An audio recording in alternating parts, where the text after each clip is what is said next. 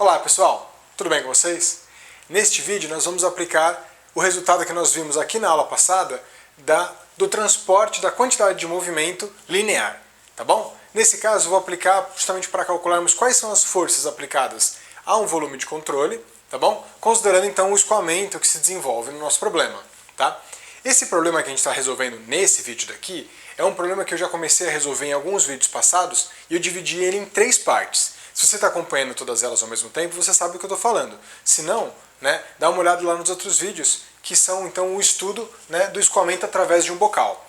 Na primeira parte desse exercício, eu calculei qual que seria a velocidade U2 e U1, a gente vai usar esses resultados aqui agora, em função da diferença de pressão entre a entrada e a saída do bocal. Depois, em um segundo vídeo, nós calculamos, com base na equação da continuidade, também uma relação entre essas duas velocidades e as áreas de entrada e de saída. Nesse vídeo de agora, a gente vai calcular quais são as forças aplicadas a esse nosso volume de controle para que esse escoamento possa acontecer dessa maneira. Tá bom? Lembrando quais são as hipóteses, então, e qual é o enunciado que nós estamos trabalhando. Tá? Nós estamos considerando que nós temos um escoamento uniforme, no caso, um escoamento que vai vir aqui pela nossa tubulação e ele vai chegar nesse bocal. Eu desenvolvi o meu volume de controle ao redor apenas do bocal, tá bom? E esse volume de controle, então, nós estamos considerando que ele é fixo e ele é indeformável. Nós temos uma aula aqui também em que nós já falamos as consequências do tipo do volume de controle para a nossa análise. Por ser um volume de controle que é fixo e também indeformável, nós poderíamos fazer com que esta derivada temporal ela entrasse na integral do volume e nós também poderíamos, claro, como nós não temos velocidade do volume de controle, esta velocidade que aparece aqui nessa parcela que lida com as vazões, ela está associada então só ao escoamento mesmo, porque a velocidade relativa entre eles, como o volume de controle não se desloca, acaba sendo então só a velocidade do escoamento, tá bom? Esse daqui é o resultado que nós vimos então na aula passada, associada às forças, então no caso ao transporte da quantidade de movimento. Então quando nós aplicamos a segunda lei de Newton no teorema do transporte de Reynolds, tá bom? E esse resultado daqui foi quando nós consideramos apenas a componente alinhada com a direção I, tudo bem? Nós vimos na aula que a gente poderia aplicar isso aqui todo para o vetor força, mas também poderíamos considerar apenas cada uma das direções. Nesse nosso problema, como nós estamos considerando o escoamento unidimensional apenas ao longo desse eixo do nosso escoamento, aqui da nossa tubulação, então eu já considerei a equação que nós encontramos no final da aula passada só para essa parcela, tá bom? Então a força associada então a transporte da quantidade de movimento linear nessa direção. A propriedade extensiva acaba sendo então a massa vezes a velocidade, a propriedade intensiva acaba sendo então só a componente de velocidades Uzinho nessa direção, tá bom? O U minúsculo apontado nessa direção. Tudo bem? Olha só, quais foram as hipóteses que nós adotamos? Nós lá no começo adotamos regime permanente, nós também adotamos fluido ideal, então um fluido que não tem nem viscosidade e ele tem a densidade constante, tá bom? E nós lá no começo, na parte de Bernoulli, havíamos descrito, calculado então o escoamento ao longo dessa linha de corrente, tá bom? Que estava lá no centro. Isso para podermos aplicar a equação de Bernoulli. Só que depois nós acabamos também adotando a hipótese de que nós temos a cada seção escoamento uniforme, tá bom? Então nós temos aqui na seção 1, todos os pontos da seção 1 têm a mesma velocidade U1 e todos os pontos na seção 2 têm a mesma velocidade U2, tá bom? Então nós temos escoamento uniforme em cada seção, tá? Como nós temos regime permanente, esta primeira parcela daqui, ela pode ser toda cancelada, porque ela vai considerar a derivada temporal desta quantidade. E no regime permanente não existem variações temporais, tá bom? Então nós podemos falar que tudo isso daqui é igual a zero por causa da hipótese de regime permanente. Tudo bem?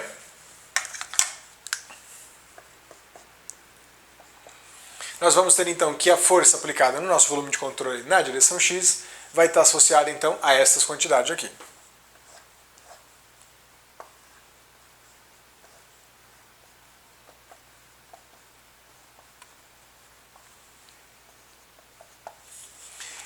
Essa quantidade daqui nós já resolvemos quase bem parecido quando nós fizemos a análise da equação da continuidade, né, da conservação da massa. Lá nós resolvemos praticamente essa integral, só que sem essa componente da velocidade daqui, tá bom? Nós havíamos resolvido a integral, só considerando a integral ao longo da superfície de controle da densidade vezes esse produto escalar entre velocidade e direção normal, tudo bem? Mas a mesma discussão se aplica, porque lá, né, o principal que foi discutido era com relação às direções de velocidade e também a essa hipótese, né, de que a velocidade ao longo de todas essas áreas vai ser constante, tudo bem? Isso daqui, então, se vocês me permitem já adiantar, ela vai ser o quê? Ela vai ser a integral, né, da superfície 1, ρ.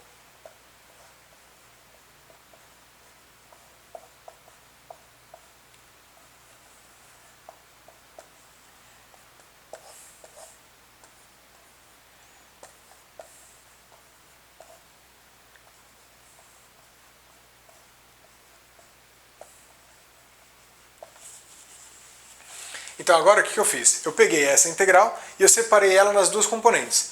Vejamos que eu não tenho fluxos através dessas paredes laterais, tá bom? Os únicos fluxos de fato que entram e que saem do meu volume de controle estão associados à minha superfície 1 e à minha superfície 2. Esse cone aqui, né, eu não vou ter vazão através dele, tá bom? Então eu separei essa minha expressão geral da vazão através das minhas áreas, numa área para superfície 1 e uma área para superfície 2. Temos que notar então que na superfície 1 nós adotamos a hipótese de volume, né, de velocidade constante ao longo da seção.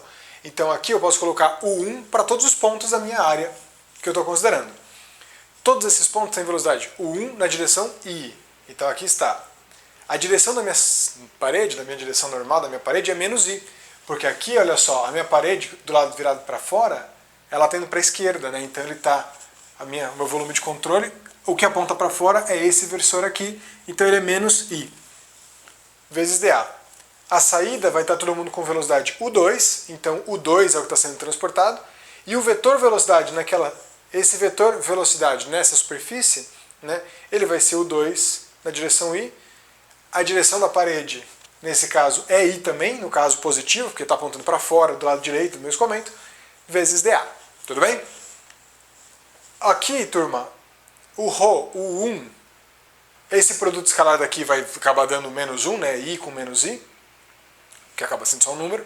Então eu vou ter ρ, U1 ao quadrado. E aqui embaixo eu vou ter ρ, U2 ao quadrado. E o que vai sobrar para mim são integrais de área, só que integral de dA e integral de dA de novo. Essa integral em superfície 1 de dA vai dar a própria área 1. E essa integral de dA ao longo da superfície 2 vai dar a área 2 pra gente. Tudo bem? Eu vou pegar esse resultado e vou trazer ele aqui para cima para a gente poder continuar o problema, tá bom? Olha só, turma. Peguei aquele resultado que nós tínhamos aqui embaixo, então. Realizei aquelas integrais de área, então a integral de dA ao longo de S1 ia dar a minha área 1, então nós tínhamos o produto de U1 com o 1 ia dar 1 ao quadrado. Aquele produto de I com menos I deu esse sinal menos 1, tá? Isso porque, então, de novo, I direção I, produto escalar, direção I com a direção I vai dar 1, e nós já tínhamos o menos, né, por causa que a direção era contrária. Tá? Para outro lado, nós tínhamos então a integral de ρ U2 ao quadrado, então nós tínhamos o U2, um deles tinha a ver com a quantidade de movimento e o outro justamente com o vetor, né, aquele produto escalar entre o vetor e a direção da parede. Tá bom? Sobrando então a integral da área, né, pela superfície 2 que deu A2 pra gente. Tudo bem? Trouxe esse resultado aqui. Aí agora seria importante a gente saber então quais são os campos de velocidade, o 1 e o 2. Tá? Esse exercício ele focou então só na aplicação do teorema de transporte de Reynolds para a quantidade de movimento. Tá bom? Só que nós já realizamos esses dois exercícios. Então, lá no exercício que está no vídeo E4.1-2, no qual a gente está associando, então é o segundo exercício que a gente treina a aplicação da nossa equação de Bernoulli, né? Nós já chegamos nesse resultado. Tá bom? Então dá uma olhadinha lá para ver como é que a gente chega nisso daqui. Então esse Q é a vazão, tá? Que vai estar associado então a essa diferença de pressão que existe entre esse ponto 1, então aqui nessa superfície de entrada temos a pressão 1, e aqui na superfície de saída a pressão 2. Afinal de contas, depois do bocal, realmente a gente sai do bocal e a gente encontra a atmosfera. Tá? Então esse resultado aqui já foi encontrado lá, e esse resultado aqui que está associado então que a vazão, né, no caso que tem que ser o produto entre o 1 e a 1, né, que tem que ser igual a U2 e A2, isso aqui foi encontrado lá no vídeo que a gente treina a equação da continuidade, que está lá no E, né, no exercício 5.4-1. Dá uma olhada lá para vocês verem esses resultados. Para o que concerne a esse exercício, a gente tem que então aplicar esses resultados nessa equação para ainda então calcularmos quais são as forças que estão sendo aplicadas no nosso volume de controle. Tá? Então aqui, olha só, eu vou fazer isso. Eu vou associar essa força à vazão, tudo bem? Então olha só, eu vou pegar essa parcela que é positiva, é maior, né? Então olha só, vou pegar esse cara daqui, vou trazer para cá. Aqui, como o produto de velocidade vezes área dá a vazão, e aqui eu tenho velocidade ao quadrado, eu vou escrever, vou colocar a densidade em evidência, eu vou escrever ali que isso daqui é como se fosse U2 vezes A2 dá vazão. E ainda tem um U2. Eu quero escrever vazão ao quadrado, então eu tenho que dividir por A2, tá bom? Então colocando isso aqui em evidência, vai ficar 1 sobre A2. E aí vem essa componente menos, né? O ρ já está aqui. O 1 vezes A1 é vazão de novo, então da mesma maneira eu coloquei a vazão em evidência, vai ficar área 1, tá bom? Tenta fazer isso daí aí no seu caderno, tá bom? Então nós chegamos a esta que seria a força aplicada ao volume de controle como um todo, a força resultante aplicada ao volume de controle, tá? Para que tenhamos então, né, esse escoamento, tá bom? Só que olha só, turma, o que significa essa força daqui? Tudo bem? Eu vou apagar, eu vou guardar esse resultado, vou trazer ele aqui para cima e vou dar uma valorizada um pouco mais na discussão do que é esta força daqui, tudo bem? Porque o nosso objetivo é calcular qual é a força necessária para segurar esse bocal, tá bom? Então se eu tivesse que colocar, por exemplo, uma presilha que prende esse bocal ao cano, ao tubo, né, qual seria o valor que essa presilha teria que segurar? Qual que é a componente que ela tem que suportar? Tudo bem? Então, de novo, olha, dada a força seria calculada por isso, sendo que a gente já sabe quanto que vale a vazão e já sabemos também quanto que valem as áreas, tá bom? Vamos discutir então um pouco mais agora só do que seria essa decomposição de forças do nosso bocal. Vamos ver como é que fica? Olha só, turma, a gente chega nesse resultado daqui, né? Fx igual então a densidade vezes a vazão ao quadrado, multiplicado então pelo inverso dessa diferença de áreas, tudo bem? Só que o que significa essa força Fx que nós vimos? Nós dissemos que ela é a força resultante que está sendo aplicada ao volume de controle, tá? De maneira que exista aquele escoamento que nós estamos descrevendo, né? Então nós temos uma velocidade U1 na entrada, que tem uma pressão U1, nós temos uma velocidade U2 associada então a uma pressão U2, no caso que seria a própria pressão atmosférica, tá bom? Agora vamos analisar um pouco com mais de calma o que significa essa força resultante aqui. Então vamos fazer o seguinte, eu vou redesenhar o meu volume de controle, tá? Para a gente conseguir analisar. Vou fazer um corte dele aqui do lado para a gente conseguir ver um pouco mais de detalhes, tá bom?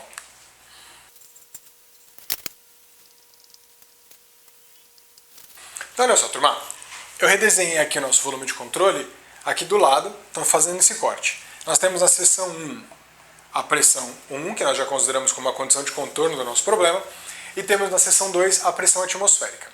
Nós não nos preocupamos antes com a distribuição de pressão nos outros lados, afinal de contas esse nosso bocal é como se ele fosse um cone, né, um tronco de cone, e nós não nos preocupamos com a diferença de pressão ao redor, né, desse cone, principalmente porque nós não tínhamos, né, vazão nessa direção. Então a gente tinha um corpo de cone, uma estrutura que não permitia o escoamento nessas direções. Nós acabamos então nos preocupando só com as vazões nas faces de entrada e de saída do nosso volume de controle. Só que agora, para a gente poder fazer uma análise de força resultante que está sendo aplicada ao volume de controle, é necessário sim que a gente considere todas as forças que estão sendo aplicadas a esse volume de controle e a distribuição de pressão em volta de todo o corpo é importante, tá bom? Agora vem uma discussão muito interessante que é a seguinte: o nosso bocal, a estrutura do bocal, ela está dentro ou ela está fora da minha consideração do volume de controle? Tá? Olha só, se Se eu colocar o meu bocal do lado de fora do meu volume de controle, o que acontece? Eu não vou saber quais são as pressões que estão acontecendo aqui, tá bom? Então, por exemplo, se eu fizer que a minha estrutura do bocal, por exemplo, ela é externa, né, ao meu volume de controle. Porque se eu faço a minha estrutura do bocal aqui, eu não sei dizer qual é a pressão interna a essa estrutura, tá? Então eu fico com essa dúvida, eu não sei dizer o que está acontecendo aí dentro. Tudo bem? Em compensação, se eu coloco o nosso bocal, a estrutura do nosso bocal do lado de dentro do meu volume de controle, então olha só, vou colocar ele aqui.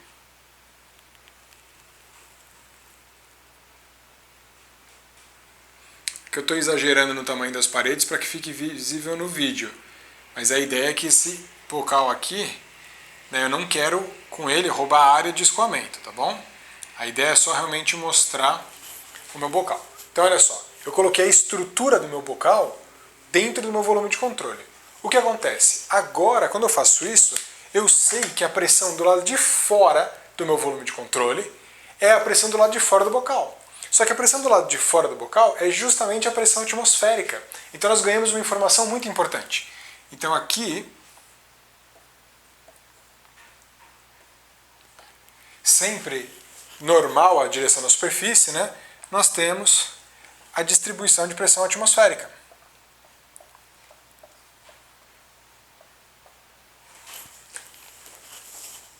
Quando a gente fala da força resultante, nós estamos nos preocupando então com quais forças? As forças oriundas da distribuição de pressão em volta de todo o nosso volume de controle e também outras forças que estão acontecendo, né, no caso. Quais outras forças estão acontecendo, né, no nosso volume de controle? O fluido, né, ele está passando, só que olha só, além disso, para esse bocal ficar parado, o que a gente sabe que tem que acontecer? É necessário que alguém segure esse bocal. Caso contrário, ele vai ser ejetado quando a gente tiver o escoamento. Né? Então, se esse bocal ele não tiver soldado, não tiver preso, né, de alguma maneira ao resto da tubulação, na hora que a gente tiver o escoamento, ele vai ser jogado para o lado, ele vai ser jogado aqui para a direita. Então existe sim uma força que está sendo aplicada à estrutura do bocal, né? Só que como essa força aplicada à estrutura do bocal, o bocal agora faz parte do meu volume de controle, essa força também está sendo aplicada ao meu volume de controle. Tudo bem? Então nós temos como forças essa distribuição de pressão e também a força aplicada ao bocal. Tá? Essa força aplicada ao bocal estaria na distribuição aqui de toda o bocal, ou nas regiões que eu estou segurando ele. Tá? Mas de maneira geral, até porque eu estou considerando forças resultantes, eu vou considerar aqui uma força aplicada ao bocal para cá. E por que eu estou aplicando essa força para a esquerda? A gente sabe então que o nosso volume de controle, se eu não estou puxando, eu estou puxando ele, realmente considerando esse escoamento da esquerda para a direita, eu estou segurando o meu bocal, senão ele vai ser ejetado para a direita. Então eu tenho que puxar realmente, eu não estou empurrando ele para frente, estou puxando ele para cá, de maneira a poder segurar essa questão. Tá bom?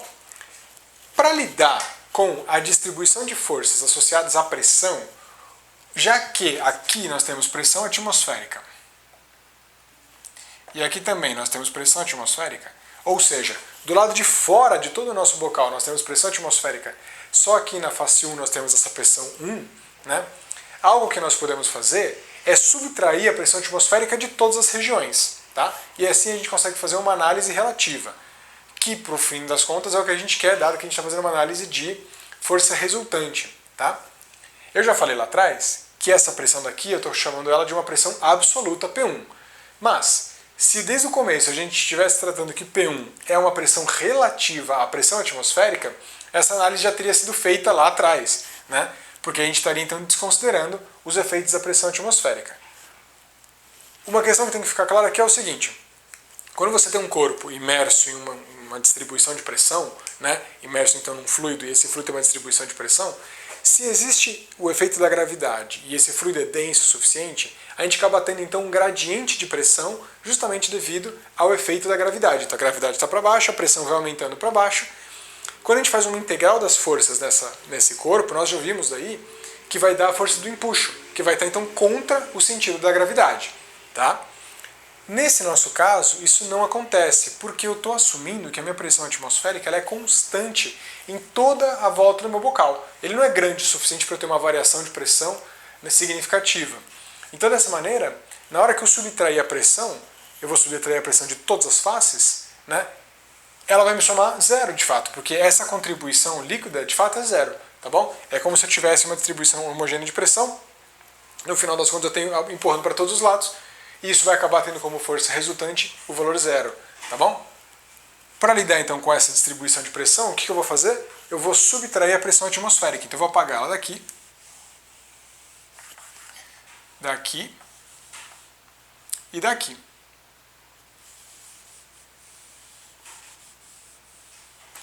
E eu não só vou fazer isso, eu vou subtrair a pressão atmosférica de todo o meu campo de pressão. Então aqui onde eu tinha P1, eu vou colocar agora P1 menos P atmosférico. E essa pressão agindo então nessa área A1, tudo bem? Quais são então as forças que a gente vai ter nesse nosso sistema, nesse nosso volume de controle, aliás, né? Nós temos que Fx, que nós já vimos naquela expressão, é a força resultante, ela é igual ao quê? A esta pressão aplicada nesta área,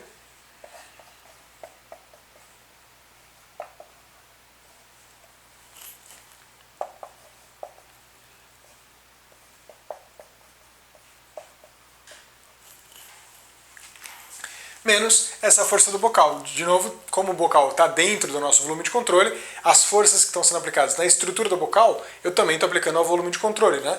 Então, essas são as duas forças que nós temos. Só que do ponto de vista prático, quando eu quero calcular qual é a força necessária para segurar o bocal, eu não estou preocupado com a força necessária para segurar o volume de controle.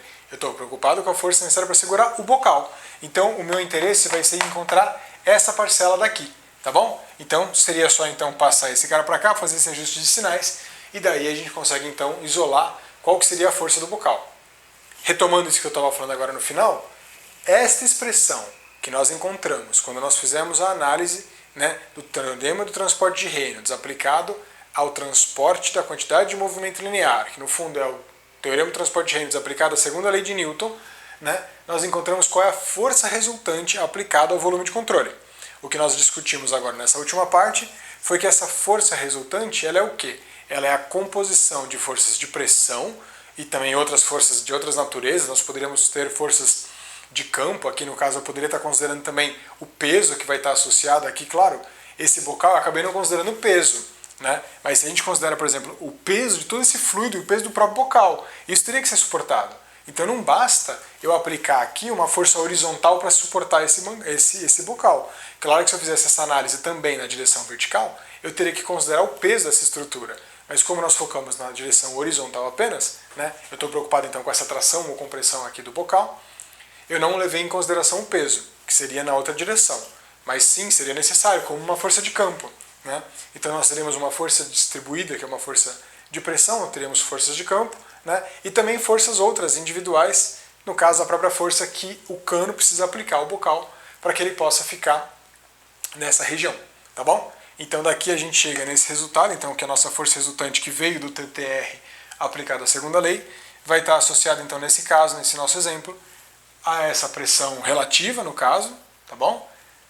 Vezes a área 1, que é a área então dessa entrada, menos a força do bocal, que é a força que a gente teria que então ter para segurar ele lá. Se você quer calcular, então, por exemplo, quanto que eu tenho que calcular, qual é a força que eu tenho que ter só para segurar meu bocal, você já encontrou esse termo por essa expressão, esse termo a gente consegue calcular facilmente, então a gente finalmente chega na expressão da força aplicada ao bocal, tá bom?